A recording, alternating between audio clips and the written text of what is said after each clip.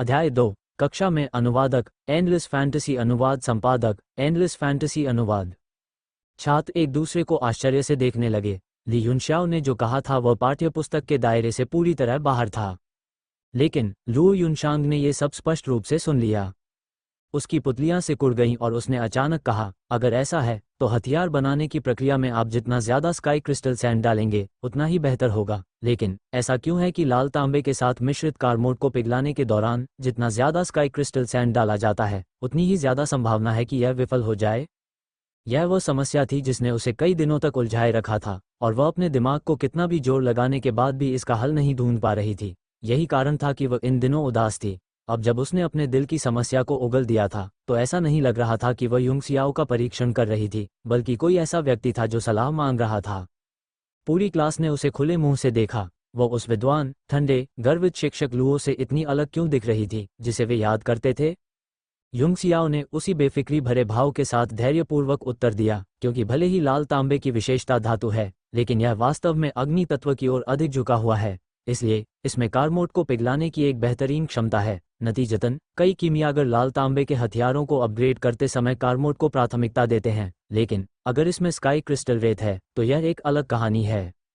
वो कुछ देर के लिए रुका, और जब उसने युनशांग के चेहरे पर ज्ञान की प्यास देखी तो वह मुस्कुराया और अपने पीछे आए शिष्यों को याद किए बिना नहीं रह सका। क्योंकि आकाश क्रिस्टल रेत का गुण पानी है, ये लाल तांबे की अग्नि विशेषता को बेअसर कर देता है। इसलिए जितना अधिक आप जोड़ते हैं, लाल तांबे की कारमोड को पिघलाने की क्षमता उतनी ही खराब होती जाती है। ओह, मैं समझ गया। युनशांग की आंखें उत्साह से चमक उठी। तो यही कारण है, कोई आश्चर्य नहीं कि मैं कभी सफल नहीं हुआ। मुझे क्या करना चाहिए? बहुत सरल। आकाश क्रिस्टल रेत को अशुद्धता के रूप में समझो और इसे हटाने के लिए शोधन सार का उपयोग करो, युंगसियाओ ने अपनी आंखों में एक मुस्कान के संकेत के साथ कहा। आह, युनशांग ने फिर कहा, मैं इतना मूर्ख कैसे हो सकता हूं कि इतना सरल समाधान न सोच सकूं? वह अपने मन में जल्दी जल्दी हिसाब लगाने लगी। शिल्पकला की प्रक्रिया उसके दिमाग में कौंधी और आखिरकार खत्म हो गई। उसकी आंखें अचानक चमक उठीं और उसका चेहरा एक खुश मुस्कान से चमक उठा। ली युनशाओ कहाँ है? उसने अपने हृदय में कृतज्ञता की लहर महसूस की, लेकिन साथ ही उसे गहरा सदमा भी लगा। एक निकम्मा व्यक्ति जिसे युद्ध कला में कोई प्रतिभा नहीं रखने वाला माना जाता था, वह हथियार बनाने की कला में उससे भी अधिक जानकार कैसे हो सकता है, जो एक वास्तविक उन्नत प्रशिक्षु कीमियागर है? हथियार बनाने की ऐसी अद्भुत प्रतिभा के साथ उसका भविष्य मार्शल आर्ट का अभ्यास करने से कहीं अधिक उज्ज्वल था। क्या ऐसे छात्र को असफल भी माना जा सकता है? ली युनशाओ का अतीत उसके दिमाग में घूम गया और उसने अपने आप को दोषी ठहराया कि वह अपने छात्र की इतनी उत्कृष्ट प्रतिभा को पहचानने में विफल रही, भले ही वह उसकी शिक्षिका थी। वो अभी अभी कक्षा से बाहर गया है, एक छात्र ने आज्ञाकारी ढंग से कहा। जिस तरह से वह लू युनशांग को देख रहा था वह असामान्य रूप से अजीब हो गया था। क्या? युनशांग ने अपनी भौहें चदाईं और गुस्से से कहा, वो मुझे अनदेखा कैसे कर सकता है, और जब हम कक्षा के बीच में हैं तो चुपचाप कैसे चला जा सकता है? छात्र ने जल्दी से अपनी नज़र हटा ली और कमजोरी से बोला, क्या आपने नहीं कहा था कि अगर वह आपके सवाल का जवाब दे सकता है तो वह आपकी बाकी क्लास छोड़ सकता है? अगर मैं उसकी जगह होता तो मैं भी चला जाता। बम। युनशांग ने काले लोहे से बने व्याख्यान मंच पर अपनी हथेली पटकी, जिससे उसकी सतह पर हथेली का निशान पड़ गया और कक्षा में हड़कंप मच गया। सभी ने अपनी सांस रोक ली और कोई आवाज़ नहीं निकालने की हिम्मत की। तुम में से किसने मुझे ये कहते हुए सुना? उसकी नम आंखें छात्रों पर घूम गईं। जिन लोगों की ओर उसने देखा वे कांप रहे थे और जल्दी जल्दी अपना सिर हिला रहे थे। उनके चेहरे पीले पड़ गए थे। नहीं, तुमने ऐसा नहीं कहा, हम गलत थे। शिक्षक लुओ ने ऐसा कभी नहीं कहा। युनशांग ने ठंडी सांस ली और कहा, क्लास खत्म हो गई है। ली युनशाओ से कहो कि अगर मैं उसे अगली क्लास में नहीं देख पाया तो मैं उसे 3 दिनों के लिए 10 गुना गुरुत्वाकर्षण कक्ष में भेज दूंगा। 3 दिन। सभी ने ठंडी सांस ली जब उन्होंने देखा कि लू युनशांग ने कक्षा का दरवाजा खोला और हवा के झोंके की तरह कीमिया हॉल की ओर बढ़ गया। अरे, क्या कोई मुझे बता सकता है कि क्या हो रहा है? डू फैंग सबसे पहले बोला। वह अपनी सीट से सीधा उठा और एक लंबे छात्र के पास गया। बॉस, क्या हो रहा है? लंबा छात्र, लैन फेई, छात्रों के एक समूह का नेता लग रहा था, क्योंकि वह जल्द ही भीड़ से घिरा हुआ था। मुझे कैसे पता चलेगा? उसने नाक बांध सिकोड़ते हुए कहा। ऐसा लगता है कि यह बदमाश ली युनशाओ हथियार बनाने के बारे में बहुत कुछ जानता है। नहीं। शांगगुआन किंग की आंखें बड़ी हो गईं और वह चिल्लाया, क्या वह, एक ऐसा बदमाश जिसके पास मार्शल आर्ट में कोई प्रतिभा नहीं है, वास्तव में हथियार बनाने में प्रतिभाशाली हो सकता है? हमें क्या करना चाहिए? पापा। लैन फेई ने उसके सिर पर एक पाठ्य पुस्तक से वार किया और उदास होकर कहा, क्या प्रतिभाशाली है? उसने अभी कुछ और किताबें पढ़ी हैं। एक कीमियागर बनने के लिए योद्धा से कहीं ज्यादा प्रतिभा की जरूरत होती है। जब वह एक चक्र भी नहीं खोल सकता तो वह हथियार बनाने के रास्ते पर कैसे चल सकता है? बॉस सही कह रहे हैं, भीड़ ने सहमति में जवाब दिया। उनकी आंखें अलग अलग भावों से चमक रही थीं।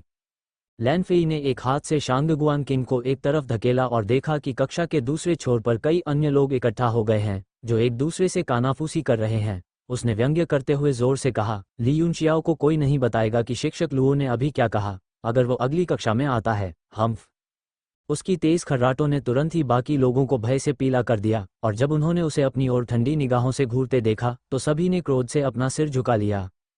वह विजयी भाव से बोला, पतली चेन, मोटी हान और रुक्सू सहित तुम लड़कियां, बेहतर होगा कि तुम मेरे लिए इसे बर्बाद न करो। अगर ली यूनशाओ अगली कक्षा में आती है तो मैं तुमसे हिसाब बराबर करने वाला पहला व्यक्ति होऊंगा।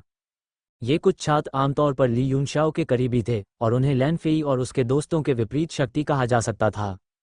किन रुक्सू का चेहरा ठंडा पड़ गया और उसने अपनी हथेली मुट्ठी में कस ली और गुस्से से कहा, मैं उसे बता दूंगी, तुम मेरा क्या कर सकते हो। मैं तुम्हें चुनौती देती हूं कि तुम अभी मुझ पर एक उंगली भी रखो।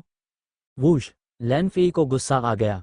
वह अपनी सीट से उठा और पोडियम की ओर बढ़ा, फिर काले लोहे पर मुक्का मारा। उसके साथ ही व्याख्यान पीठ पर एक हल्की मुट्ठी का निशान बन गया। काले लोहे पर एक निशान। क्या ये हो सकता है कि लैन फेई ने 7 चक्रों को खोल दिया है और युआन ऊर्जा को संघनित कर दिया है? ये कैसे संभव है? अगर किसी व्यक्ति के 7 चक्र खुल जाएं, तो वह मूल क्षेत्र में कदम रख सकता है और योद्धा कहला सकता है। वह केवल 15 साल का है। भले ही उसने सभी किताबें नहीं खोली हों, लेकिन मुझे लगता है कि वह लगभग वहां पहुंच ही गया है। एक 15 वर्षीय योद्धा। तियानशुई राज्य में एक और प्रतिभाशाली व्यक्ति प्रकट हुआ है। कक्षा में भावनात्मक आवाजें गूंज रही थीं, जबकि दर्जनों निगाहें ईर्ष्या, जलन और नफरत से भरी हुई थीं।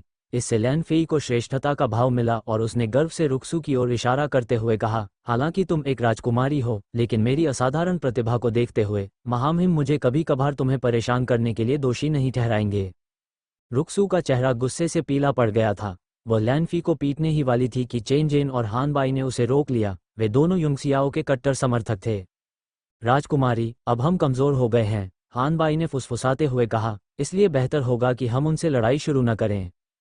इस कक्षा में 60 से ज्यादा छात्र तियानशुई के गणमान्य व्यक्तियों या वफादार मंत्रियों के बच्चे थे, और वे स्वाभाविक रूप से सत्ताधारी और विपक्षी दलों के गुटों के अनुसार 2 समूहों में विभाजित थे। लैन फेई और शांगगुआन किंग के नेतृत्व में नागरिक मंत्रियों के बच्चे एक समूह से संबंधित थे, जबकि ली युनशाओ, हान बाई और अन्य के नेतृत्व में सैन्य अधिकारियों के बच्चे दूसरे समूह से संबंधित थे।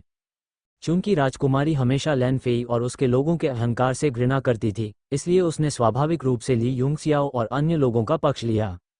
जब कक्षा में हलचल मची हुई थी, ली युनशाओ अकेले ही तियानशुई की राजधानी की सड़क पर चल रही थी। उसकी स्मृतियां जागृत होने के बाद उसकी आत्मा धीरे धीरे अपनी शक्ति वापस पाने लगी थी। सबसे पहले जो लाभ हुआ वह था उसकी दिव्य भावना की शक्ति। उसने अपने शरीर की जल्दी और सावधानी से जांच की। ये शरीर थोड़ा परेशानी भरा है। कोई आश्चर्य नहीं कि मुझे मार्शल आर्ट में कोई प्रतिभा नहीं होने के रूप में माना जाता था। कई अदृश्य मेरिडियन सूख गए हैं, इसलिए वे बिल्कुल भी ताकत जमा नहीं कर सकते। स्वाभाविक रूप से मैं अपने चक्रों को नहीं खोल सकता। मुझे पहले इस शरीर को ठीक करना होगा। ऐसा लगता है कि मैं जल्द ही अपनी ताकत वापस नहीं पा सकूंगा। उसने सामने खड़ी ऊंची इमारत की ओर देखा और उसकी ओर बढ़ गया। ये तियानशुई राज्य की राजधानी है। मुझे याद है यांग दी यहीं से है। मुझे आश्चर्य है कि क्या वह अल्केमिस्ट एसोसिएशन में है। अगर मैं उसे ढूंढ पाऊं तो सब ठीक हो जाएगा। एसोसिएशन ऑफ अल्केमिस्ट्स की मौजूदगी थी और इसका प्रभाव पूरे स्वर्गीय मार्शल महाद्वीप में फैला हुआ था। ये जहां भी था, इसे सर्वोच्च सम्मान प्राप्त था, और अल्केमिस्ट्स टॉवर निश्चित रूप से क्षेत्र की सबसे ऊंची इमारत थी। युंगसियाओ ने कीमियागरों के संघ की ओर देखा। हालांकि वह टावर उन टावरों से बहुत छोटा था जहां वह पहले गया था, लेकिन उसे वहां बहुत ही अपनापन महसूस हुआ। टावर के सामने एक पुराने पत्थर के स्लैब पर कुछ शब्द खुदे हुए थे। कीमियागरों का संघ, तियानशुई शाखा, तियानवु कैलेंडर का वर्ष 1001, यांग डी। इस पत्थर की पटिया का पुनर्निर्माण तियानवु कैलेंडर के वर्ष 1001 में किया गया था। वर्ष 1001। ओह ठीक है, ऐसा लगता है कि यह वह वर्ष है जब यांग डी को तीसरे स्तर के कीमियागर के रूप में पदोन्नत किया गया था और तियानशुई शाखा का अध्यक्ष बनाया गया था। मुझे आश्चर्य है कि क्या वो अभी भी यहाँ है। युंगसियाओ 15 साल तक तियानशुई राज्य में रहा था, लेकिन कीमियागरों के संघ का शाखा अध्यक्ष उस तरह का व्यक्ति नहीं था जिस तक वह पहुंच सकता था। वास्तव में वह जिस उच्चतम स्तर के कीमियागर को जानता था उसका नाम लियांग वेन्यू था, जो दूसरे दर्जे का कीमियागर था। टावर के बाहर कोई गार्ड नहीं था, क्योंकि कोई भी यहाँ परेशानी खड़ी करने की हिम्मत नहीं करता था, और अंदर छिपी शक्ति इस एकांत किमियागर एसोसिएशन को तियानशुई में सबसे सुरक्षित स्थानों में से एक बनाने के लिए पर्याप्त थी। उसने दरवाज़ा खोला और अंदर चला गया। अंदर का विशाल हॉल बाहर से दिखने वाले हॉल से कहीं ज्यादा बड़ा था। शोरगुल से भरी भीड़ ने टॉवर के अंदरूनी हिस्से को बेहद जीवंत बना दिया था, जिससे उसे ऐसा महसूस हुआ जैसे वह अचानक शांत ग्रामीण इलाके से एक चहल पहल भरे बाजार में आ गया हो। अल्केमिस्ट एसोसिएशन में आपका स्वागत है।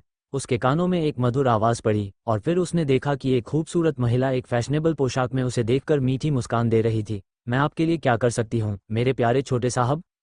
वो एक वेट्रेस थी जो हर अल्केमिस्ट एसोसिएशन में होती थी, जो मेहमानों का स्वागत करने में माहिर थी।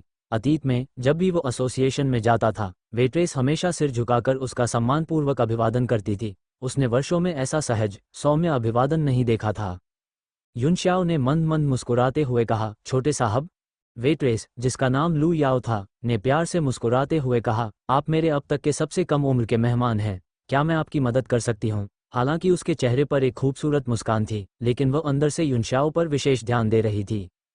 आमतौर पर जो लोग पहली बार अल्केमिस्ट टॉवर में आते थे वे घबराए हुए और उत्साहित होते थे, जबकि बच्चे और भी अधिक सतर्क होते थे। वे देखने के लिए वयस्कों के बगल में छिप जाते थे। ली युंगसियाओ की तरह किसी ने भी अंदर कदम रखते ही हॉल के चारों ओर नहीं देखा था, शांत और आराम से। यह स्पष्ट रूप से किसी ऐसे व्यक्ति का व्यवहार था जो प्रमुख दृश्यों का आदी था।